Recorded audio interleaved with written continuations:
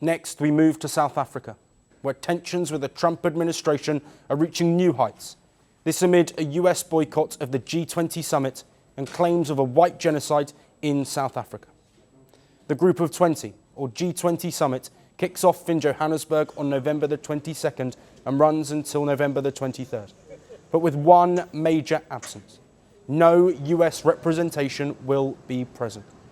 And the South African government has once again hit back against the decision, stating the US has run away.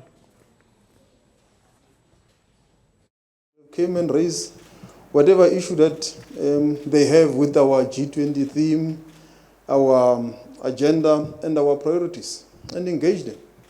And as I've said, the shepherds, as we are speaking, are in robust engagements of negotiations and so forth. That is the nature of this platform. You don't run away from an engagement because of whatever concerns that you have. You confront the issues, raise them, and deal with them. This month's long spat has refused to go away. The first major flashpoint was in May.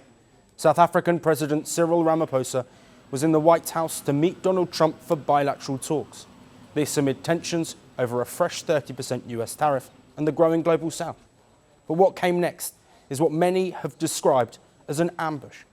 President Trump made explosive and largely baseless claims that white South Africans are being systematically killed and slaughtered, and their land and farms are being illegally confiscated in South Africa. Ramaphosa hit back at these claims and questioned the legitimacy of footage shown by Trump supporting his claims.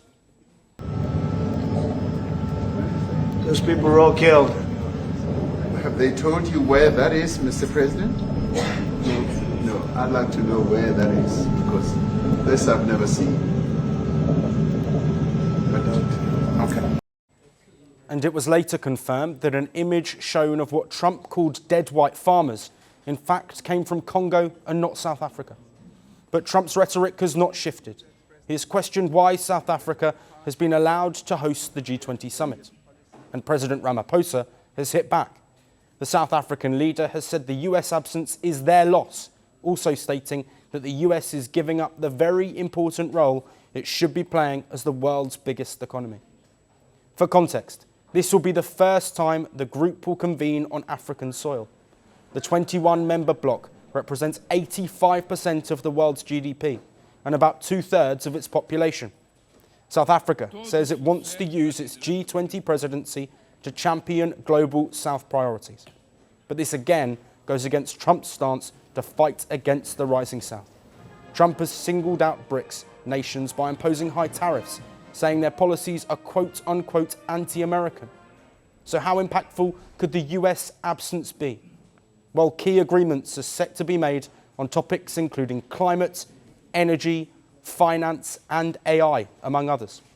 The boycotts could have long-term consequences across all of these sectors.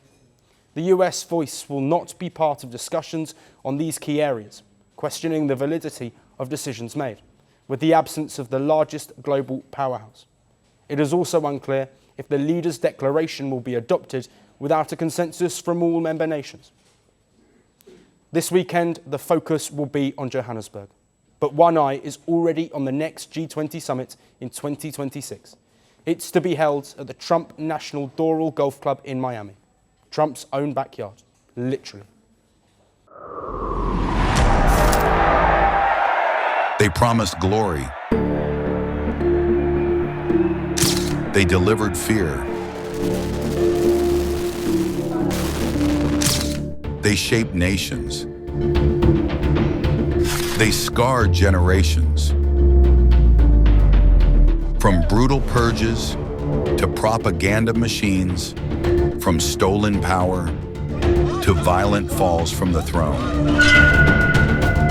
Welcome to The Dictator, a series that strips away the myth and then exposes the men behind the tyranny. History remembers their power. Firstpost reveals their truth.